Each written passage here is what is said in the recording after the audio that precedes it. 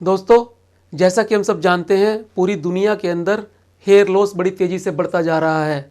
हमारा खान पान, हमारे रहने सहने का ढंग और बहुत सारे लाइफस्टाइल ऐसे हैं जो इसके अंदर दिन प्रतिदिन वृद्धि करते जा रहे हैं। पूरी दुनिया के अंदर हर व्यक्ति इस बात से चिंतित है, कहीं मेरे बाल चले ना जाएं, कहीं मेरे बाल कम उम्र के अंदर ख़त्म ना हो जाएं, मैं बाल्ड ना हो जाऊं, मैं गंजेपन का शिकार ना हो जाऊं। दोस्तों, इससे बचने के लिए पूरी दुनिया के अंदर लगातार नई नई रिसर्च, नई नई खोजें होती रहती हैं। आज हम इसी तरह की एक खोज के बारे में बात करेंगे। ये खोज बताती है कि सेल मेटाबॉलिज्म को स्विच करके हेयर लॉस को रोका जा सकता है। दोस्तों, जर्मनी की एक यूनिवर्सिटी के अंदर अभी हाल ही में एक खोज हुई है जिसके जरिए ये जाना गया, चूहों पे एक्सपेरिमेंट करके, कि यदि सेल मेटाबॉलिज्म को स्विच करके दूसरे तरीके से कर दिया जाए तो हेयर लॉस को आशातीत रूप से कम किया जा सकता है। दोस्तों, ये बहुत काम की रिसर्च है। इस रिसर्च के आने से नई नई चीज़ें सामने आएंगी, नई नई दवाइयाँ सामने आएंगी, नए नए तरीके सामने आएंगे जो हमारे हेयर लॉस को कम करने के लिए काम करेंगे। दोस्तों, आइए समझते हैं कि ये रिसर्च क्या है और कैसे काम करती है। दोस्तों, हमारे वातावरण के बहुत सारे कारक, बहुत सारे फैक्टर्स जैसे यूवी रेडिएशंस और अन्य कारक हमारी त्वचा पर, हमारे बालों पर बहुत सा प्रभाव डालते हैं और इस प्रभाव के जरिए हमारी स्किन की कोशिकाएं और हमारे बाल ख़त्म होते जाते हैं, डैमेज होते हैं, अपने आप को बदलते हैं।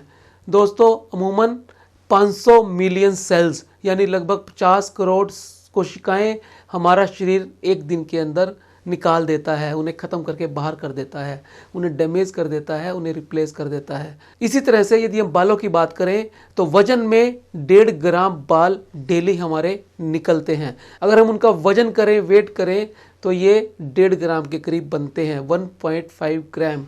ऐसा इसलिए होता है कि हम दिन प्रतिदिन बूढ़े होते हैं, हम दिन प्रतिदिन ओल्ड होते हैं और ये एजिंग एक नेचुरल प्रोसेस है जो प्रकृति हमें देती है, जिससे हम पुराने को छोड़कर नए को ग्रहण कर सकें, और यही जीवन का नियम भी है। दोस्तों, जब ये सेल रिप्लेस होती हैं तो क्या होता है? तब स्टेम सेल्स बनती हैं। ये स्पेशलाइज्ड स्टेम सेल्स ही नई कोशिकाओं को जन्म देती हैं। पुराने से नए के अंदर परिवर्तन इसी तरह से होता है और यही प्रकृति का नियम भी है। शाश्वत और लगातार जीवन में रहना ही हमारे अस्तित्व की सबसे बड़ी देन है। दोस्तों, जब ये स्टेम सेल्स नई कोशिकाओं को जन्म देती हैं और जिसके जरिए पुराने को रिपेयर भी करती हैं और नए को जन्म देती हैं, तो इससे ही सारे परिवर्तन, सारे चेंजेस होते हैं। वैज्ञानिकों को ये तो समझ आ चुका है कि स्टेम सेल्स का हमारी एजिंग के अंदर एक बहुत बड़ा रोल है, लेकिन उसके मैकेनिज्म को ये अभी भी पूरी तरह से समझने में नाकाम है। आने वाला समय बहुत कुछ नई चीज़ें लेकर आएगा। हेयर लॉस से संबंधित एक मैकेनिज्म का पता लगा है जिससे स्विच कर हेयर लॉस को कम किया जा सकता है।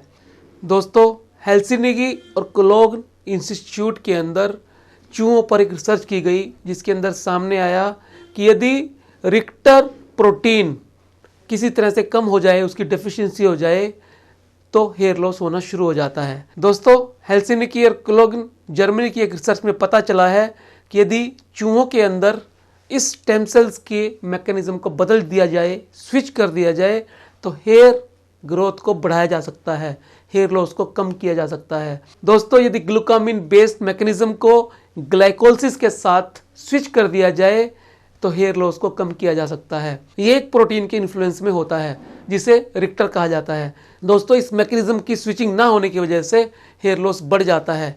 तो हमें इस रिसर्च से पता लगता है कि यदि हम स्टेम सेल के मैकेनिज्म को चेंज कर दें, बदल दें, स्विच कर दें, तो हेयर लॉस को कम किया जा सकता है। यही इस रिसर्च का नतीजा है और ये बड़ी ही एनकरेजिंग रिजल्ट है, ये बड़ी ही एनकरेजिंग रिसर्च है। आने वाले समय में इस रिसर्च के बेस पर नए तरीके, नई दवाइयाँ ईजाद होंगी। दोस्तों, मैं उम्मीद करता हूँ आपको हमारा ये चैनल अच्छा लगता होगा, क्योंकि हम कोशिश करते हैं आपको हर वो चीज़ देने की जो आपके बालों के लिए, आपकी चमड़ी के लिए बेहतर हो। यदि आप चाहते हैं कि इस चैनल की ग्रोथ हो, यदि आप चाहते हैं आपकी तरह ही सबके बाल और चमड़ी अच्छी रहे, तो आप इस चैनल को लाइक करें, शेयर करें, सब्सक्राइब भी करें। मिलते हैं अगले वीडियो में फिर किसी नए विषय के साथ। तब तक के लिए नमस्कार।